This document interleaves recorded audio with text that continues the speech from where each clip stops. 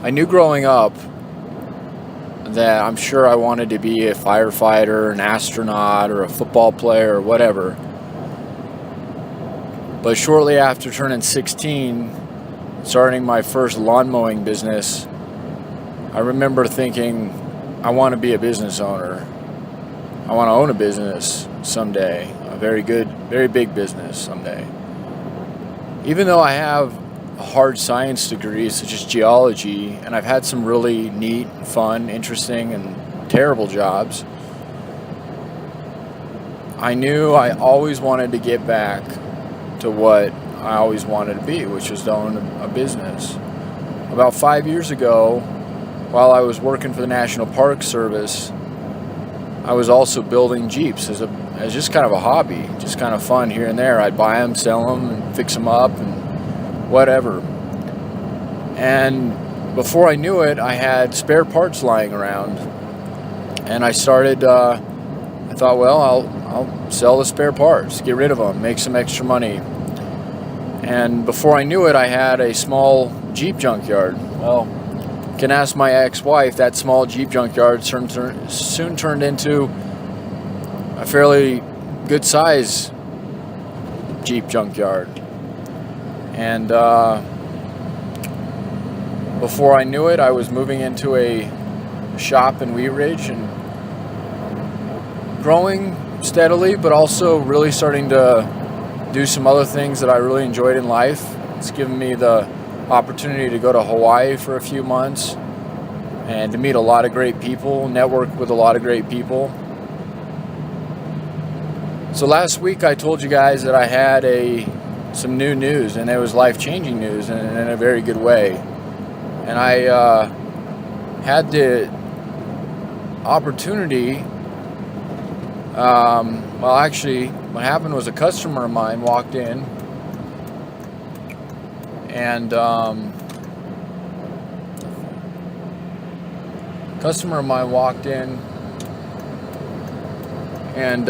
told me that one of my biggest competitors, not only my biggest competitor, but one of the largest Jeep yards in the state and in most of the U.S., was liquidating their inventory, going to crush the rest of it and close down their building, their business.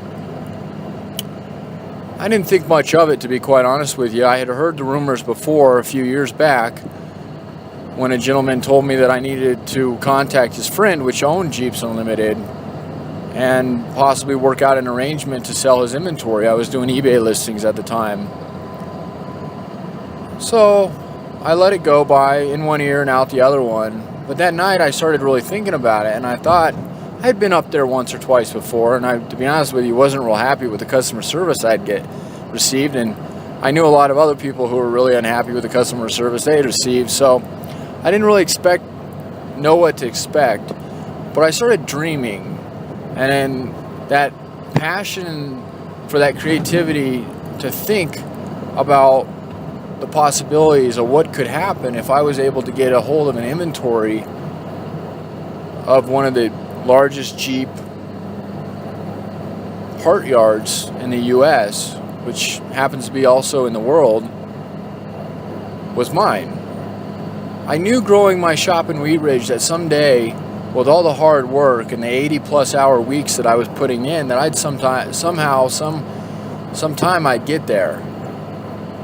But all of a sudden I realized that I could get there really quickly if I was able to figure out a way to buy this inventory. Now, to be honest with you, I had about $1,200 in my pocket. I had quite an extensive inventory at my shop in Wheat Ridge, but it wasn't in cash form, it was in parts. And I knew there was no way in the amount of time, because this owner was liquidating, and he had a week to do it, that I was going to be able to scrape up enough. So I thought, you know what, maybe I can go up there and work something out with him and buy what he has or see what he does. Now, I was on a Monday. By Tuesday, which is when the day I finally thought, I'm going to go up there, I walked in the doors. I talked to the front desk guy, which is also the guy that's got a very bad reputation and very, very bad attitude. And I told him that I was interested in purchasing some of his inventory, and he said, okay, and well, what are you looking for? I said, well, I don't know. Can I see what you got? And he said, sure. So he walked me back, and I had never seen the back side of this business. I mean, I'd seen their gates up and whatnot, but lo and behold, they had 7 acres of nothing but Jeep parts. I was in heaven. It made my yard look like elementary school. Matter of fact, it made it look like preschool. Like it was crazy. I was walking through just hundreds of thousands of parts, rows of Wranglers, and aisles as high as the sky of hoods and fenders and engines and you name it, they had it. Cherokees and Grand Cherokees and motors that were out of Mustangs and from over the years. Over 33 years is how long this business had been around. And while they weren't the greatest with their customer service, they were world known for the part selection. And I told the guy, I said, when's the owner going to be here? And he told me, well, probably later today. And he said, yeah, you interested in purchasing some of this? And I was like, yeah, I would love to have it all. And he kind of looked at me and he raised his eyebrow. Okay, well, what's your name and number? And he didn't give me much credit, which, I mean, in his defense, I just looked like regular Joe. Didn't look like any ordinary. I wasn't in a suit. I was just in my normal work attire and ready to go to work and get greasy. I had a full day worth of work ahead of me at my shop, and I needed to get back for that. So that was okay. I left. Well, about 2 p.m., that was about 10 a.m., so about 2 p.m. I got a phone call from Troy, and Troy was the original owner. He's the guy that started it back in 1984, which, by the way, I was born in 1984.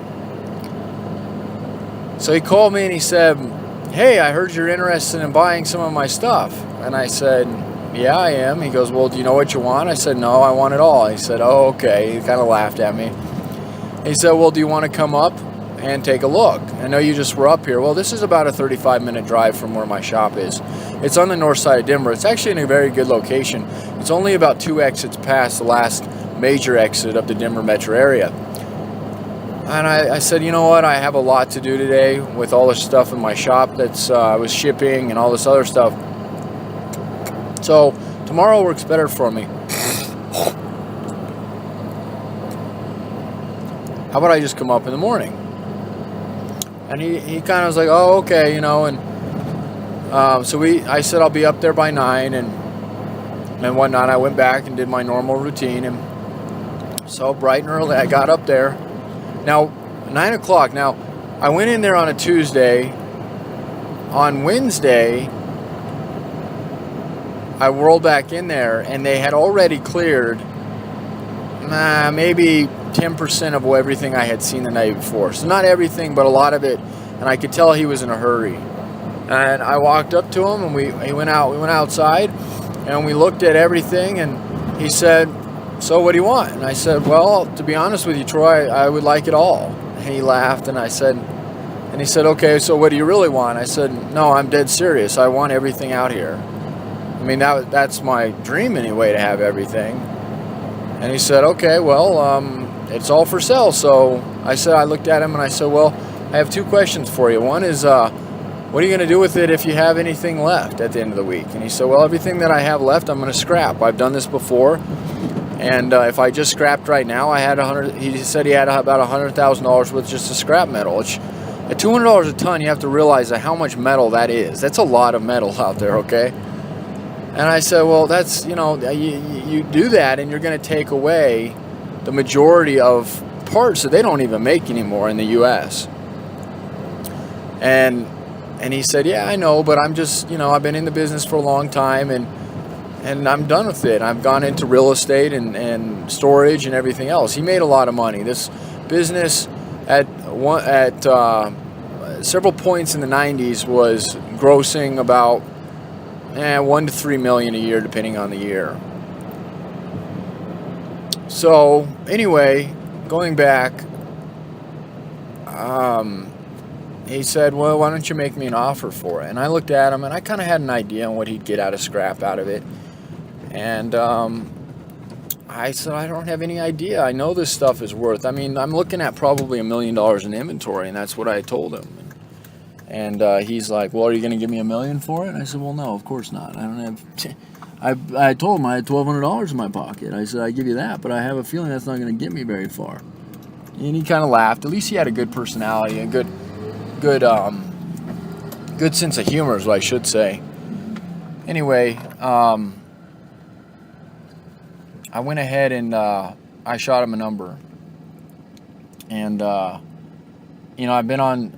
bought several cars over the years, and lowballing something doesn't always feel very good to do it to somebody, but occasionally you just, you got to say what you think, especially when the owner's not giving you kind of an idea what you like. They want a lot. I figured he could liquidate everything, probably make $50,000, $60,000 in that, go to the scrapper, make another $100,000 with the leftover metal, because I still think he would have a lot of leftover metal. And then in addition to that, there's this business, and there's this name and all this stuff. And I asked him, well, what do you plan on doing with your business name and your phone numbers? I mean, these are phone numbers that have been around for 33 years.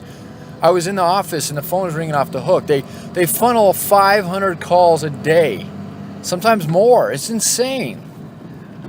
And, he asked me if I was interested in buying that. And I said, well, I never even thought of that. I mean, I have my own company. So, but to be honest with you, I told him, yeah, I'll buy it and dissolve it. I had no interest in, the more and more I thought about it, the more and more I thought, you know what? As tainted as the reputation that this company has become, and it had, over the years, when Troy ran it, it had a good reputation. They made a lot of money, and they weren't cheap, but they were good to people. And when Troy made most of the money and got kind of in the age of, wanting to play into real estate and really enjoying that area, he let people come in and step into it. And unfortunately, those guys didn't have Troy's passion. They didn't have the kind of passion I have either. And they weren't very nice people, and they created a lot of bad things out there.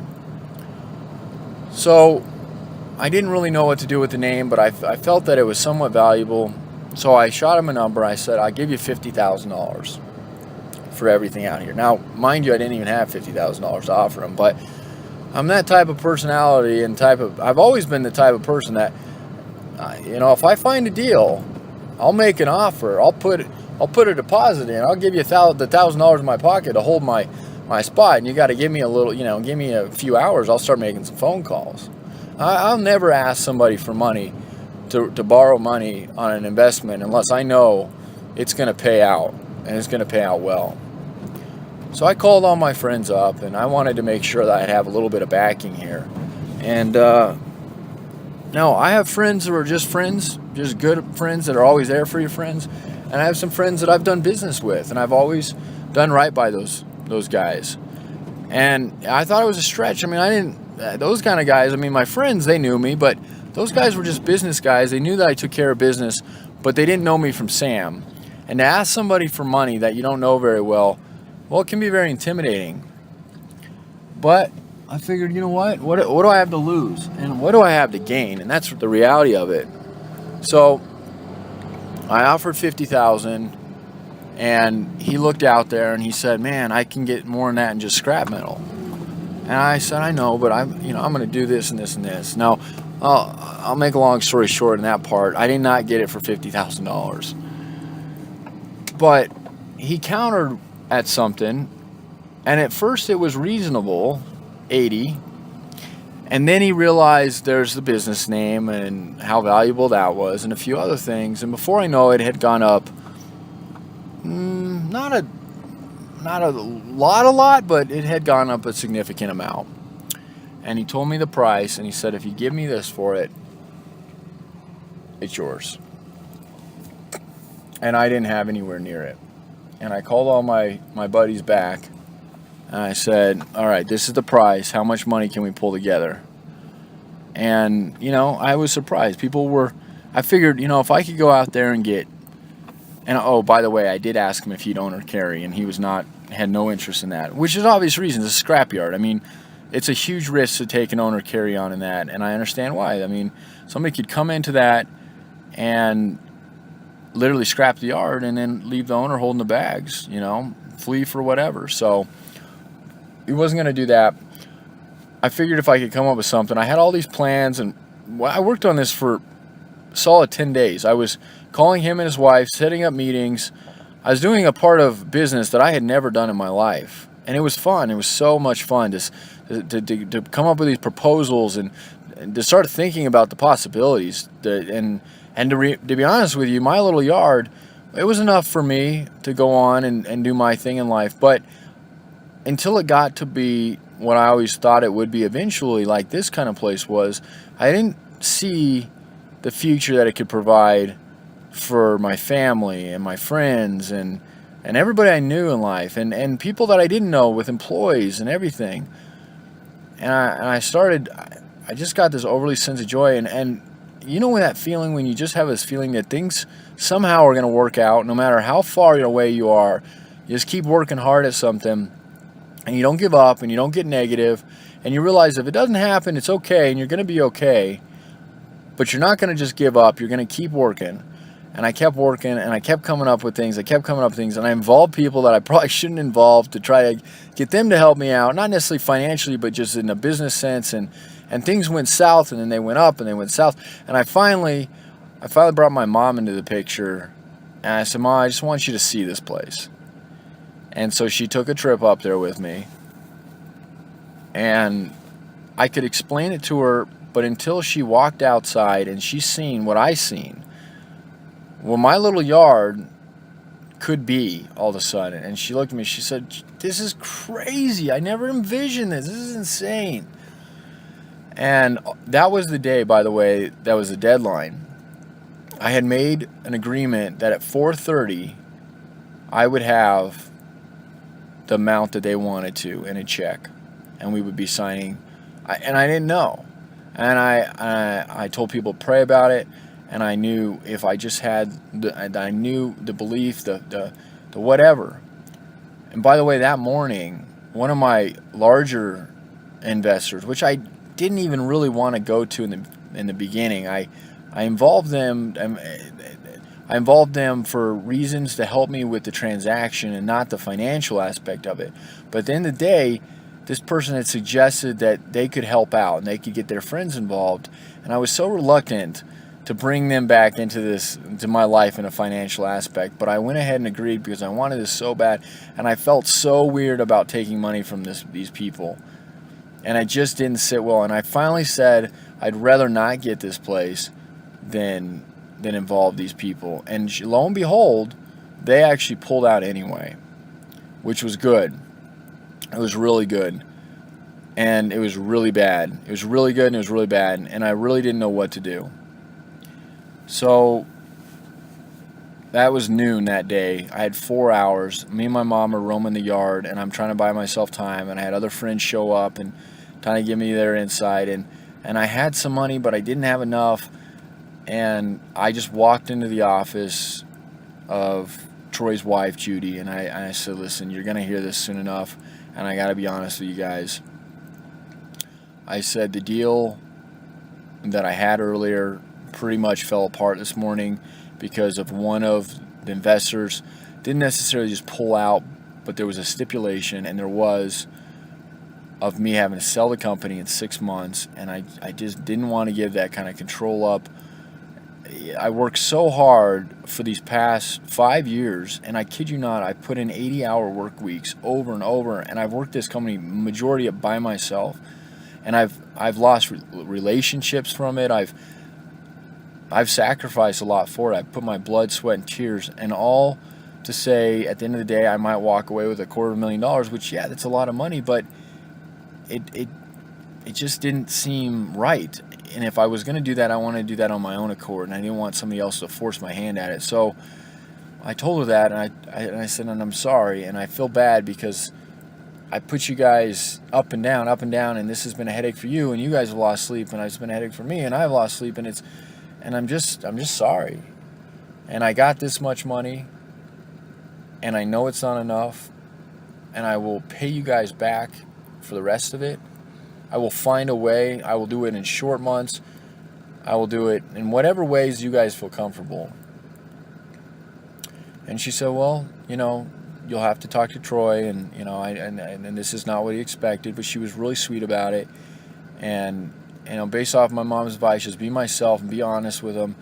And Troy walked in there that day, and I told him, and I told him what had happened with the person that he knew, and he said, I wasn't really comfortable with that person in the interaction anyway. It got so complicated, and so we both agreed that it was probably bad to have that anyway, and that we were better off without it. But the lump sum of it was that I did not have the cash. And I told him what I had, and I told him what I could do, and I went through the whole thing again. And he said, I tell you what, I want to get this done, and if you can do it today, we have us a deal if you can do this. And it was a little bit more than I had, but I knew I could probably figure it out or scrape by. And I shook his hand, and I had a deal. And that night we signed papers, and I am proud to say, and I'm excited to tell all of you, it almost brings tears in my eyes, because you got to realize how much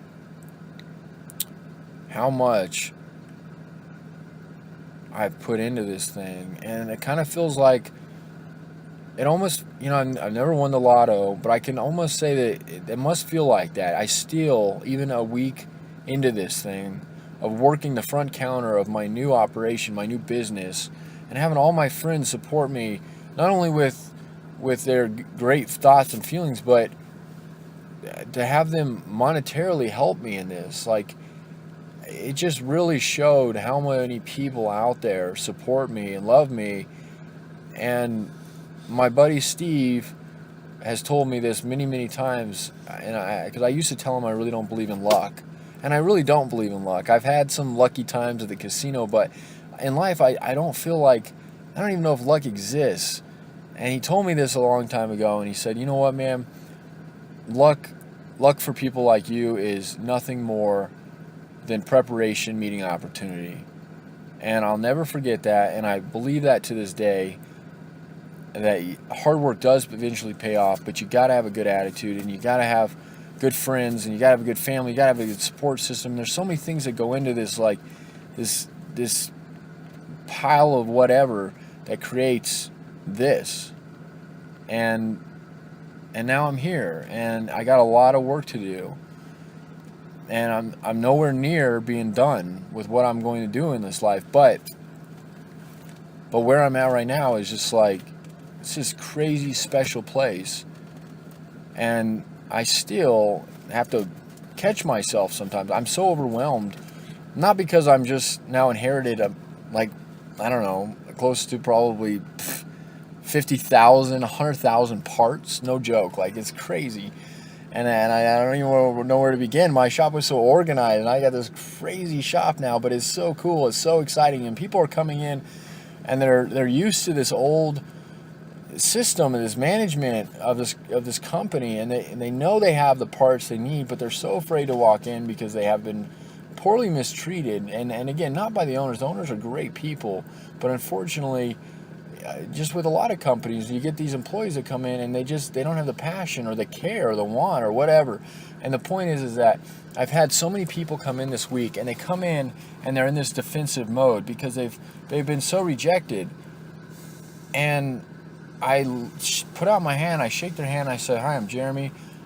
I tell them the story, what happened, the short version of this, what happened last week, and that I've come in and I'm going to do the same thing I did in Wheat Ridge, and I'm going to change the way people look at not only this company, but like just companies in general, and my goals and my hopes and my dreams. And these people are just like smiling from ear to ear, and they're there for a G part. It's this silly part that makes their car look better or run at all or whatever. And I'm just, it just tickles me to like think that I don't know. It's just this very, very, very good feeling. So I waited until today to tell everybody the news.